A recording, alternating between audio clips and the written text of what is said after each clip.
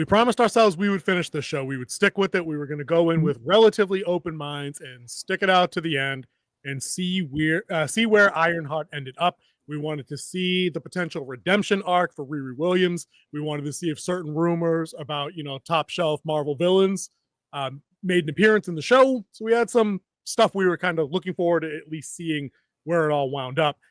For me, it was a little bit more morbid curiosity. I think overall, there's just a little backstory on Ironheart. This has been done for like 100 years. It's been sitting on the shelf. It's been punted and punted and punted. And now it's like 2025 and we finally got the slop drop. The first 3 episodes, to recap for me, I thought they were wildly ineffective. I thought Riri Williams wildly unlikable as a character. The villain didn't move the needle for me at all in terms of intimidation, intensity, or creativity. Wasn't really feeling that. And the crew is just a box of stereotypical check boxes. So it did nothing for me. Kingsley, you want to recap your feeling on the show through 3 episodes? Because you were a little bit more positive, I think. All right, so going into this, I knew it was only 2 weeks, so that's what made this kind of easy to get through. It was only 2 weeks, 6 episodes, not that hard to digest.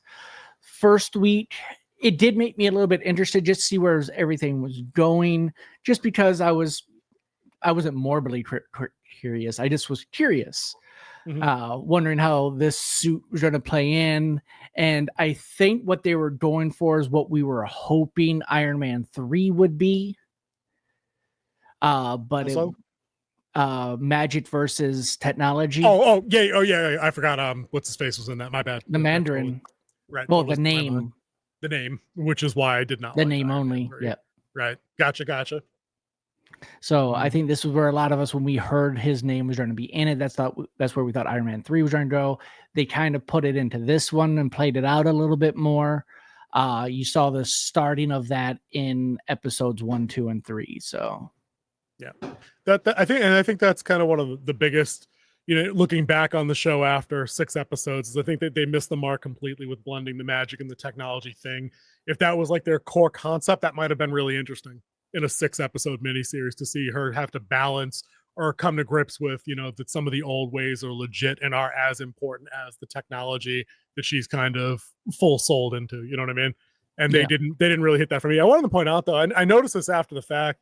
I don't know why I didn't bring this up after the first 3 episodes, but it really chaps my ass that this show had 6 episodes and the average runtime is like 44 minutes each. Like this show got the treatment that I'm like, except for the last episode. Minutes. I know, but I think that had to do with where they cut 5. So again, it was probably a longer thing, and they were like, cut. Yeah, and then the pacing in the last episode was just like to the point. Like it just moved. Yeah. It surely did, but the 3 episodes, I think you can sum them up fairly easily.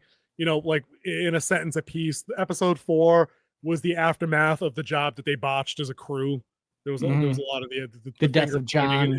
The death of John. Riri being like, "What the hell did I get myself into?" Her mom becomes a bigger player and trying to figure out what's going on in her life. Episode 5 has more to do with the if I remember them right, because they all kind of blend. Except 4 and 5 really blended a lot. So yeah, it did. I think it was almost like one long episode if you put it really together. Was. Those 3 episodes really kind of blended well together, made like one long episode. Yep. Was 5 the one where what's his face McGillicuddy, aka Ezekiel Stain, he gets locked up, or did that also happen? And then broken out. And then broken out by not Mephisto, because when they finally did the puppet, when not they finally did the puppet.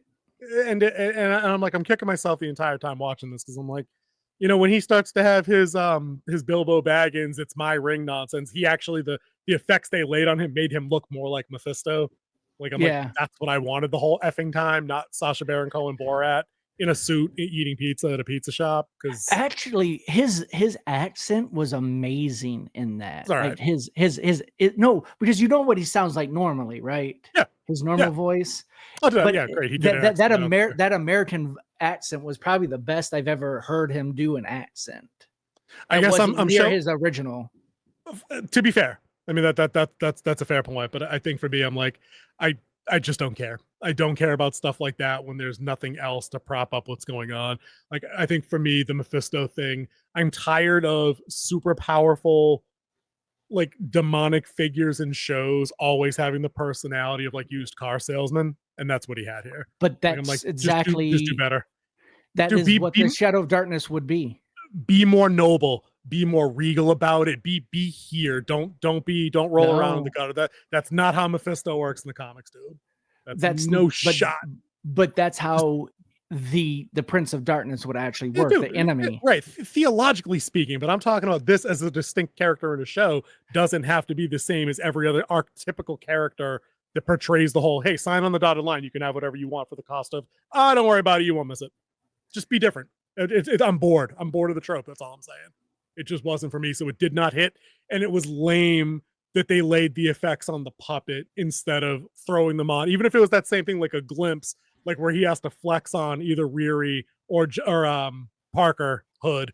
Like when he rushed Parker real quick and put him up against the wall and he switches voices into like the demon voice. Dude, throw the Bilbo makeup on him then. Give it to him, not the puppet. That was stupid. I just didn't like it. It did not work for me at all. Well, it shows what darkening and losing your soul would actually look like on a human. Sure. So he would look like that. Hey, he could, but I'm saying I also need it from your big bad because as this amounts now, I don't think so. I think it works perfect, especially if you watch the if saw anything from the show Lucifer, it plays the same way. True. So yeah, I've seen a bit of that. I think for me, it's again using a top shelf villain and then giving him nothing to do the same way they did Kang dirty. Like you wasted another one, in my opinion. Clearly, you've got a different take on it. And that's cool. That's what we're here to do. But because I don't think he was actually meant to do anything huge. It was to introduce him. So when they do was it Brotherhoods of Darkness or something like that? If it might be a line, I don't know. Or Sons of Darkness or Darkness. It's like Midnight Suns. Midnight Suns. Midnight Suns. That's it. Yeah. When they do that movie, which has been announced. Yep. That they can have, they know who you're talking about now. It's a don't intro him in Ironheart. Don't intro him in Ironheart the same way you should have introed. Then where else would you put him in? Dude, you don't have a Ghost Rider. Post-credit scene in where? Literally anything else. With which show? Movie. Thunderbolts. But all the movies have to go together. It has to link. Right, but they don't have to link to necessarily the next thing. You're just expanding world building. All of them had a little bit to do with what was coming next. It might not be the direct next movie, but that's what I'm saying. Right. But it was still in the line. But Midnight Suns isn't in the line. It's a standalone movie. I still wouldn't have wasted it on Ironheart. Dude, as much as this pains me to say it, put it at the end of Agatha. Actually, that's actually was probably where it should have been because it would full in with the witchcraft and everything like that. I'm just saying. But let's reset a bit and just kind of talk about. I want to hear your thoughts on episode 4. What do you think of Riri Williams after the botched job in the heist, or any of the reactions from the very obvious that she did it, that she was the one who killed John. And by kill we mean he tried to kill me because she didn't save him, and I didn't save him. Right.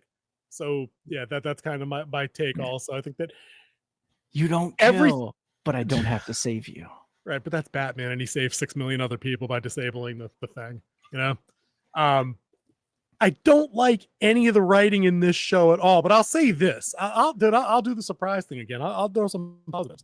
They got a lot of the stupid girl boss race-related stuff. They didn't really hit on the race-related stuff ever. No, they didn't. I don't really think they did that. I mean, they didn't. They weren't always. I mean, they had a BLM sign. I don't care. Lots of black kids have BLM signs on their bedroom walls. Whatever, like that's a thing. I don't care. But the girl boss stuff, again, people threw that shit in her face, especially Ezekiel. Like when they had the conversation in jail at in episode 5, he's like, you're a spoiled kid. You don't care about nothing. You don't care about anybody you hurt as long as you get what you want. And you know what? And what slays me about that through the final episode, we'll talk about that last bit because I got some thoughts on that. She never at any point apologizes with the words to I'm anybody. Sorry to anybody. Even she her says, mom. I'll make this right. But dude, right. Her mom, Natalie's brother, Ezekiel, no one. Yeah, but when she gets called out by her mom too. She's like that. That is what's ruined your life. You're the one who got kicked out of MIT. You're the one who did this. Yep. You're the one who took this shady job. Yeah, and then the part that got me is where her mom is stepping up to try to help her. Yep. And then they're leaving and she's like, you don't understand. It's like, because you won't tell anyone anything. Right. and then you hop in your suit and fly away. And I was like, I'll be done with you. Hands off. Peace. You're 25. Go figure it out. Yep. Don't come that's home. The thing. Right. She's not Miles. I'll do the Miles comparison again. She's not a high school junior. And we know we know she's a child genius. She graduated high school early, went to college, MIT.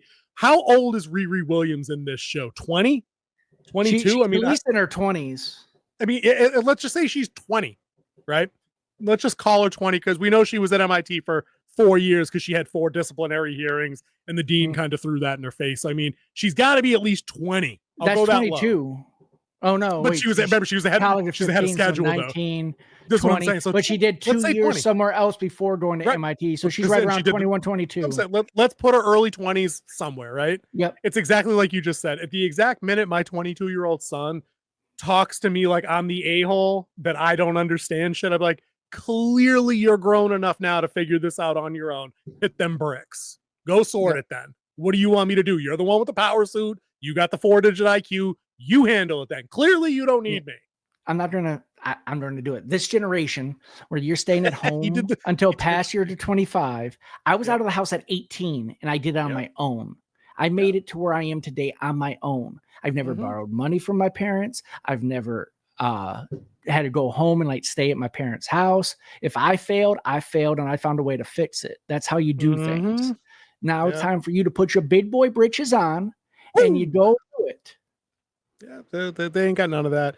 And it's a bunch of people out there watching this show supporting the lowest common denominator, selfish kind of outlook on life ever. And they call her out too. I love the part where Parker calls her out later before their showdown. You're a criminal like the rest of us. You lie, cheat, and manipulate. Period. And there's no defense. None. And then when she's like, do you think I'm a good person? I'm like, no. Oh, dude. You are not. That scene was the worst. I'm glad you mentioned that because now it's lit a fire under me. Now I'm on, right? They were doing okay with the throwing shit back in her face. And then this jackass shows up and he's like, good and bad are just words. They don't really mean much. I'd say you're smart and complex. Bro, Dr. Doom is smart and complex. Yep. Lex Thanos Luthor was smart and complex. Thanos, smart and complex. You mean to tell me that good and bad don't mean anything? It comes down to smart. That's like saying pretty and complex would be okay. It's not. Strong and complex would be okay. It's not. They're not the same qualifiers. They mean different things. Yeah, and that dude blew all the smoke up her ass. When you want to hit, you say anything you want to. That's going to put a smile on her face.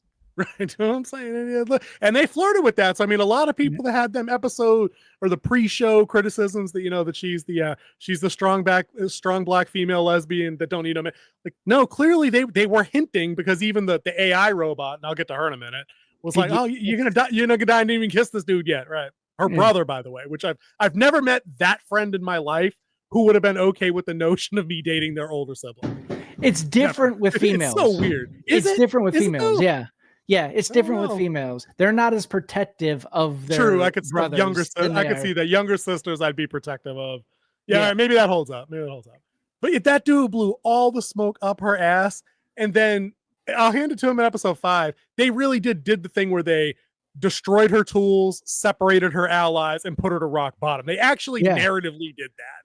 Yeah, because she runs off because the AI reveals herself, and he's like, "Nah, that's not my sister. It's never gonna be my sister. I'm out." And like he actually pieces out. But then I'm like, how did you know where you were? Like, did the suit? It looked like the suit left Chicago at one point, and like, but then he probably just looked up and saw where he was. He's from around there. Maybe it didn't go that far. Yeah, I was like, the suit takes off, takes a little sabbatical, comes back with Xander, Zay, whatever his name was. I'm going to give you my tip that would have made this show better. Here we go, King Corner. I love it. We dropped the actress who plays our Riri, and we replace her with who played Natalie. I think she would have played Riri way better. I think the worst actress on this show was the person who played Riri. Yep. I don't know if she's bad, honestly, or if they directed her that way. I honestly don't know. I don't know. As we were sitting there and watching it, me and my wife were watching it. She's like, she is this generation's Kristen Stewart. Yep, Kristen Stewart. I knew you were going for Twilight. Okay. Yep. Natalie did the goofy thing really well. I think Natalie would have, like, the way her actress portrayed and the way she did different things throughout it. I think she would have pulled off the main role way better. Well, I'm trying to imagine this because I felt like there were enough parts, like the panic attack nonsense, which they did. They went to that well how many times? Like 5. Like you can't do that in a mini series. It makes the hero look ineffective. But then they also had they had Ironheart pull out the tears in like the last couple of episodes. She got a little quavery, not like afraid, but like actual like or emoting sadness. So again, I don't know if Dominique Thorne can't act or she was the worst, or maybe the performance was the worst because she had minimal direction because they had a bunch of nobodies running the show. I don't know, maybe. But Natalie, who Natalie reminded me of? Every goofy friend that Laura Winslow had from the Urkel show back in the 90s from Family Matters. Like she looked like she would have fit that vibe, like upbeat, cheerful. You'd want to be around her. You know what I mean? She'd be the fun one. I got that vibe. I don't know if she could have pulled off Sirius though, because Sirius for her looked like she just went with nothing. Like when she overheard the brother talking about her as like just an AI. I mean, what was she supposed to do though? I mean, I don't know. I just and she was that didn't work for me. And she was an AI. But then again, but they have her tearful. There was a tear. She lost a tear at one point. And then they did the whole panic dying thing in episode 6, which leads into the stupid ass finale. But we'll get to that also. There's a lot not to like in the way any of the dialogue works in this show too. It looks like it was like first draft dialogue where like they actually wrote down the hays and the ums. And like then they had the actors actually read those instead of just being like, in this scene, you need to say these things and you throw your own inflection in there, how you speak as the character. It just felt like it was really stilted across the board in every episode. With like, I can't think of a character that didn't sound like that, especially the little kid. Why do we bring him back? Why do we need Landon back? Didn't. Nails on a chalkboard every time this kid shows up. Obnoxious. But yeah, the dialogue was rough. I see now where the CG fails in a lot of places with this show. Riri sleeping in the suit on her bed is an extension of Riri sitting in the chair that I mentioned in the last review. I'm like, that suit weighs 2,000 pounds. No shot. It's stupid. Every time she's in the Ironheart suit and she twists the doorknob to walk through a door, like when she walks into the pizzeria, I'm like, this just looks stupid. When she pulled the chest open and then she had the dead suit that Zeke left her with. That I'm like, the proportions just look off with this. And she could have never gotten out of that based on how it was wrecked. Like she somehow slid out of it, but the frame that they give us is like looking like we're looking from her feet upward at her. I'm like, no, her legs are in there. There is no way to get out of that, but she did. And then of course she leaves it in the street. Now other people have advanced technology with repulsor blasters and shit. That's cool. Don't worry about that. As long as you get what you want. But let's talk about the plot contrivance of her building the Ironheart suit 2.0. All right, because you get into the show and you're like, all right, she has no suit. Zeke destroyed that shit. He took her apart. I'm like, that was pretty fun. That was good. Yeah, like he did pulling shit off the shoulders and talking smack, and he hit her with the Sub-Zero. He pulled the brain stem thing out of the back, and I'm like, okay, this suit's done. If it had an arc reactor, he'd have went right in and yanked it. So I'm like, where's the new suit coming from? And are we gonna finally get the RDJ Ghost hologram cameo and a Mark 12 flies in or something? No, that wasn't gonna happen. Or does Mark Ruffalo drive one in on a pickup truck? Does she find one? Does she find an old Ironmonger suit in the silo? Now she rebuilds one. Hold on, guys. With no fabricator. Hold on, dude. Hold on. She builds a new Ironheart suit out of the car that her stepdad gave her, that she said in episode 1 she sold for money to build years ago, right? Years ago, to build and improve the suit that she took to Wakanda, right? And her mom somehow bought this car. It's in the exact same condition. So it must not have left Chicago. And they take it's like, I know it's not this. I'm just saying it for point of reference.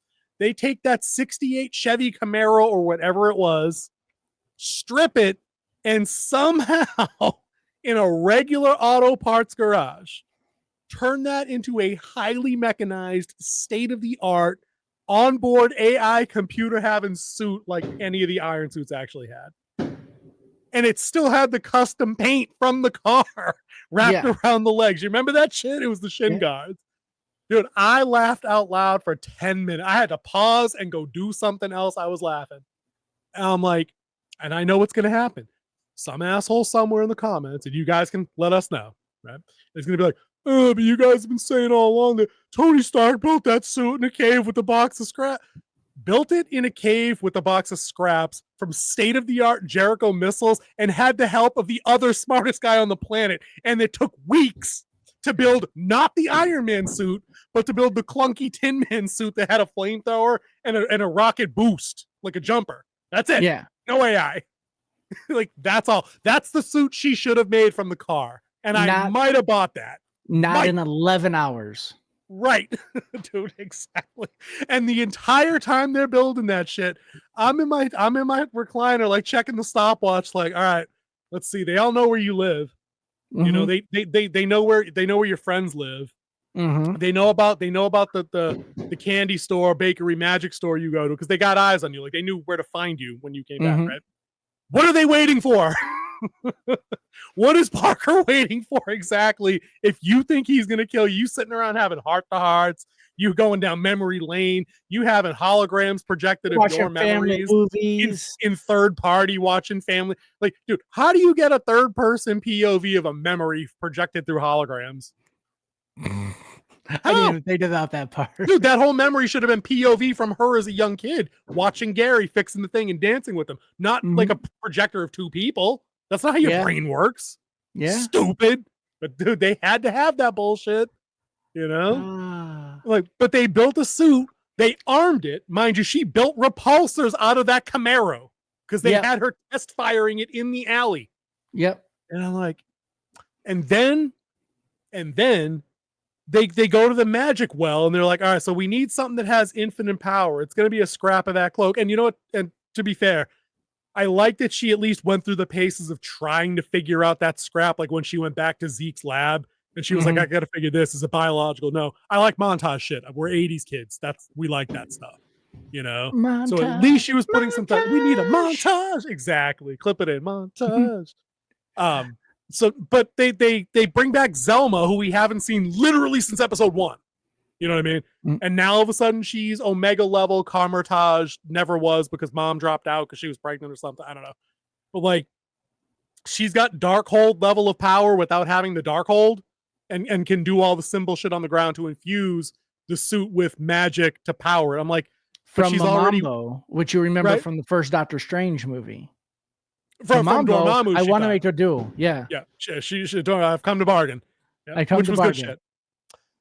Which put a pin in that, because that reminds me of one more thing I hated about the Mephisto stuff. But anyways, she uses it to power the suit, but she's already in the suit and it's moving. It's already powered. So what did they need the cloak fragment for? What was the point? It was already on. You had already tested the repulsor. That's the most energy labor intensive thing about that suit are the blasters. Maybe the thrusters, maybe. But still, no, she could walk it's definitely the blasters, because it's gotta be. Especially because when Iron Man does the chest shot, it drains. It takes a lot. It drains his reserves. Right. So we can infer that, right? And we know she's walking in it because she's in it and walked into the circle so that she could do the spell. They're like, okay, so you blew that. They have the spell come on. For whatever reason, it destroys the Natalie AI. And again, to their credit, at least they added some narrative tension there. Like, she's trying to re-rig the electrodes to like download her to the computer again. And she doesn't. She misses. She like 10% she missed. I'm like, okay. So that obviously sets up the finale scene. But the other thing I wanted to mention about the Mephisto thing is when she's talking to Mephisto at the end and she thinks she's got him pegged and she's like, I know who you are, Dormammu. And he laughs and he's like, Dormammu. And then again, he says some stupid, greasy used car salesman shit. He goes, Dormammu's not fit to clean my glorious asshole. That reeks of Zoomer writing, and it's so fucking stupid because top tier villains don't talk like fucking British sitcom like side characters. They just don't. They shouldn't. Like, don't imagine Thanos saying that. Dude, you're right. Imagine Thanos or Doom talking like that. And I'm not saying every character can't talk like that or shouldn't, but Mephisto's not a street level thug that like Riri or Jessica Jones would rough up in a back alley who might say some shit like that. He's Mephisto. He's timeless. He's darkness incarnate. He's all that stuff.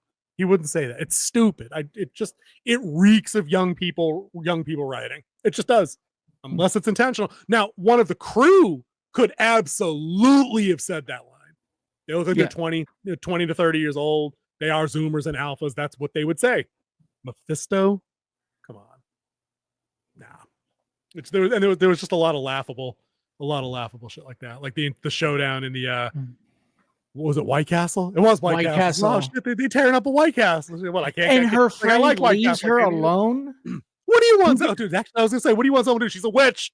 She should have ruined these two kids. Yeah, dude. Did you realize one of them was a dude? Did you notice that? Like earlier than it's not that a episode. Dude. It's a dude. It's a got a dude name in the it's got a dude name in the subtitles, and they call him. Right? Like, and then I looked again in the wife beater, and it looked pretty level. So I mean, maybe I was taken off because they're supposed to be the blood brothers from comics, right? They call them the blood siblings in this. I just assume they did the double female thing, because when they meet in the earlier episode, they're duking it out. They get the fist fight going on. Yeah. So I just thought it was like lesbian prison fight from like Orange is the New Black or something. Apparently one of them was a dude. I don't know. Let us know in the comments below if I'm off base on that. But like, yeah, the White Castle bit was kind of stupid, but at least she didn't obliterate them in a fist fight, which would have been dumb. Dude, and how did Clown get back up from a air compressor cannon hit her in the chest? Her chest would have collapsed. Oh, that did hit her, didn't it? Yeah, I thought you were talking about Slug. Slug was the truck driver that flipped. I'm like, I mean, people walk away from those kind of accidents. But yeah, no, she took a compressed air tank to the chest, Jaws style. And Pape, I got something for you on that. We covered that in the video. We're going to get back to that comment later. But yeah, dude, should have killed her. 115-pound female. Oh, dude, speaking of Clown, right? So they're eulogizing Rampage / Stewart, right? Yeah. At one point. And she's like, oh, no, not John. John. That's what I was thinking of, John, but I was thinking that that's what set up the mutiny later. I don't even need to talk about that. I don't care. They're eulogizing John. And again, nobody in this show can admit wrongdoing. She's like, oh, yeah, John and I had our issues. You mean like he caught you breaking into the boss's shit and was going to kill you? That was the issues. Like, no, you're wrong. Yeah. You're a piece of shit. You could be a piece of shit thief. You can be. Own it. Just own it. That's all. You know? It's stupid. All those characters are dumb. They're insufferable. All these characters are dumb. You know? But let's talk about the mutiny bit. Right? No, I don't think we need to. Yeah, me neither. Simple, and it had zero impact on anything. And I didn't care, dude. Why he let them all walk, especially Clown, after she stepped to him and called him a fraud, out of Mephisto vaporized her ass. Why not? Like when the elevator's going down, I would have been like, dude, done. Toast. Let the other ones go. She called you out in front of everybody. Toast. No, I would have done the whole elevator, just all of them. No loose ends. I could get no with that. Loose ends. All right, and the last thing of the story that I want to talk about before the finale, we get the big reveal that Parker is only in this because his dad threw him out of the house at age 12 after his mom died or something. I'm like, you're too much of a liability. All right, so dad is evil, one-dimensional, 1%er or something, and now everything you've done was to try to take over his company, like, and make him pay. Because you find out that that's the place that him and they broke into with the flashlight, right, in the last episode. Yep. Like, I don't care. Like, whatever. Like, it didn't resonate at all. I thought it was wild that like he forces dad out of the house at gunpoint. I'm like, bro, like you're Mephisto Jr. Like, levitate his ass and show him what's up. You know, any asshole can hold a guy at gunpoint, right? But like, he then moves in and stays there, and like, none of the people that work there think this is okay. Like, you murdered like at least 2 or 3 of those guards had to have died. Yeah, at least 2 or 3 of them had to die. Some of them were all moaning and groaning on the ground, but no shot, right? And then like, you've got a full course meal laid out. Like, who prepped that? Did you magic that? I don't get it. You forced this dude to eat, and then he stabs himself in the thigh. That was kind of dumb. Whatever. Yeah, because remember when he was having the work done, she changed the admin to a different person. Yeah. Which is the dumbest thing ever. With their real names, by the way. Yeah. No. All right. Final topic, and then we're out, right? So the finale of the show, and I comment, I don't know if you're on that page on Facebook, official fans bounding into comics. I don't know if that's one of the ones we're on together. No, I don't think I'm on that one. I'll send you an invite sometime. But anyways, I left the comment up there or the post, and it was like, so by the end of Ironheart, Riri Williams learns nothing, apologizes for nothing, and makes a deal with the devil. Yep. All to bring Natalie back. Right. Not and we know nope, not her stepdad, Natalie. Right. And they do like this back and forth thing that shows her in the future is kind of I guess that was to imply like how she's reasoning it out or what it would look like. And then we find out that's how it ends because she's got her hair's different. Time has passed. She's back in front of a whiteboard sketching up new shit. So she was trying to figure out the magic to undo the magic, to undo the erasing of the AI. Right. But we see her. Does she actually? Yeah. No, we see her about to shake hands with Mephisto, but we don't get that. But we get her hugging Natalie, who's not AI Natalie. It's real Natalie, like you said. And then we see the Mephisto streak from Parker. You see the handshake because he has the smile because she reaches out. Did we see that? I saw the reach up, but I didn't see the grab. So I don't think it goes to his face and he smiles. He wouldn't smile if there wasn't. True.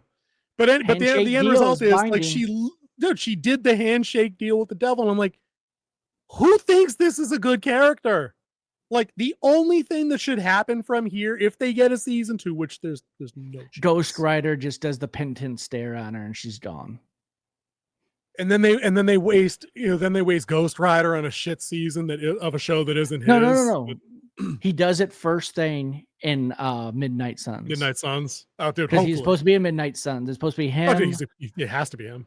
Yeah, him, Doctor Strange, and they have like 2 others in there.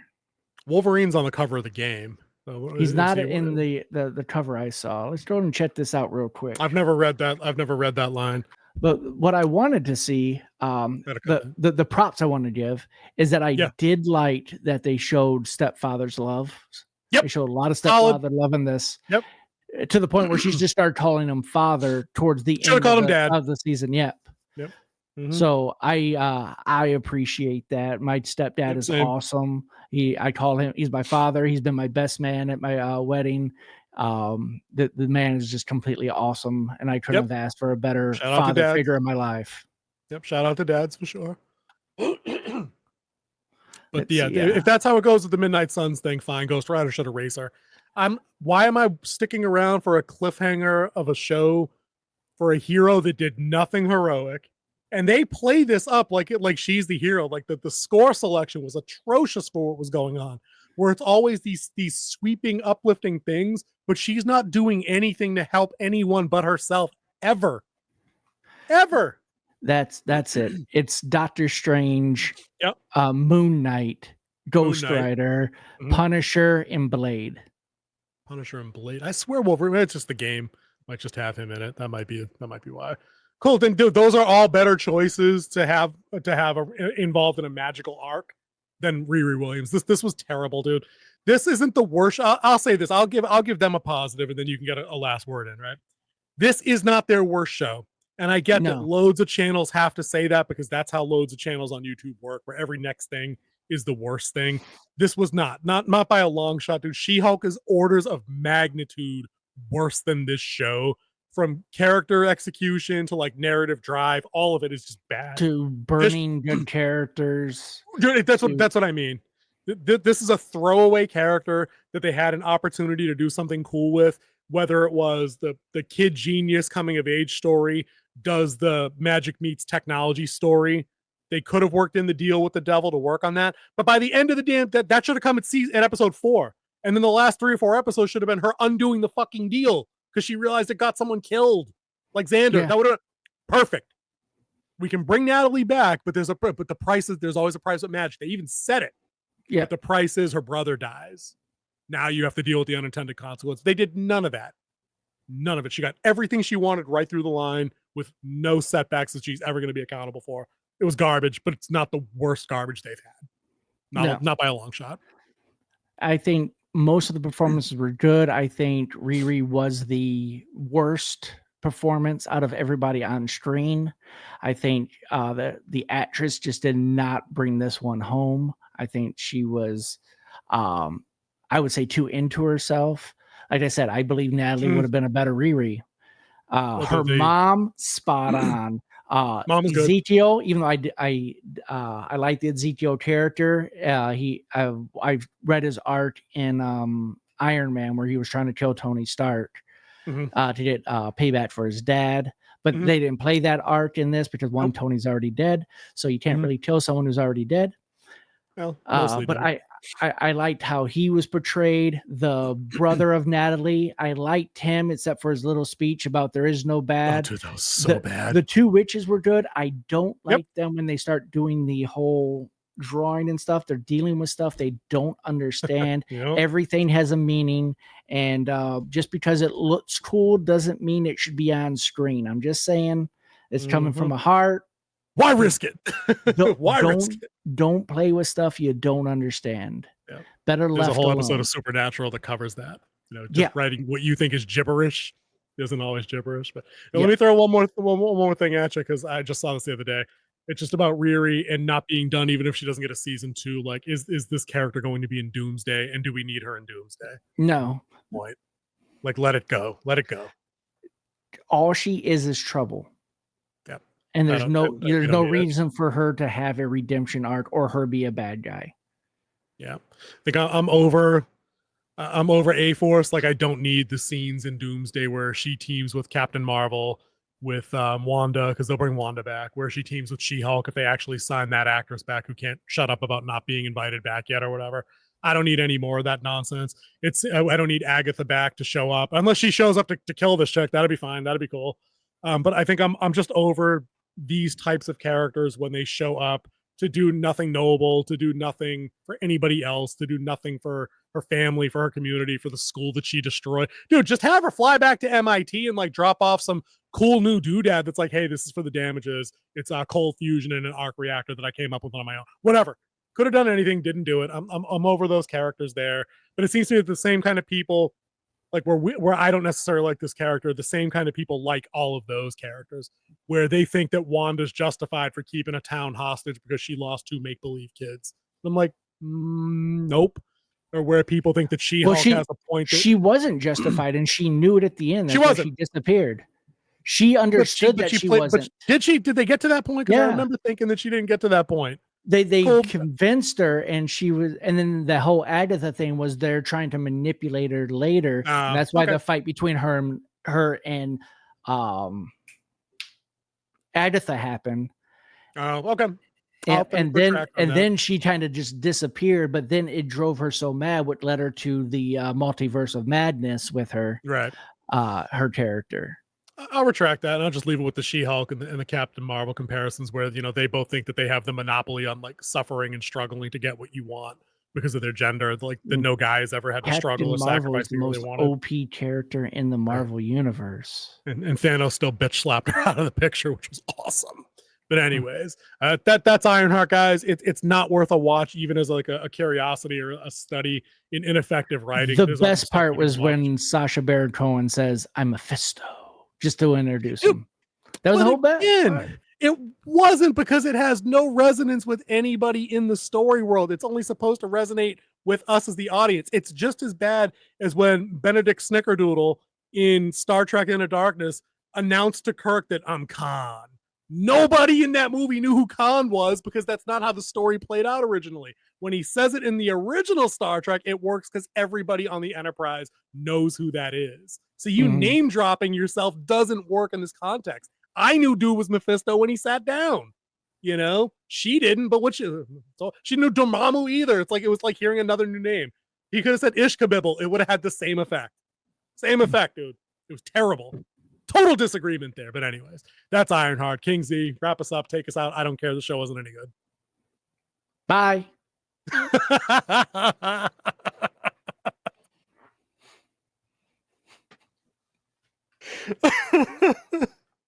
Then you have to actually hit the end. Oh, yeah. There we go.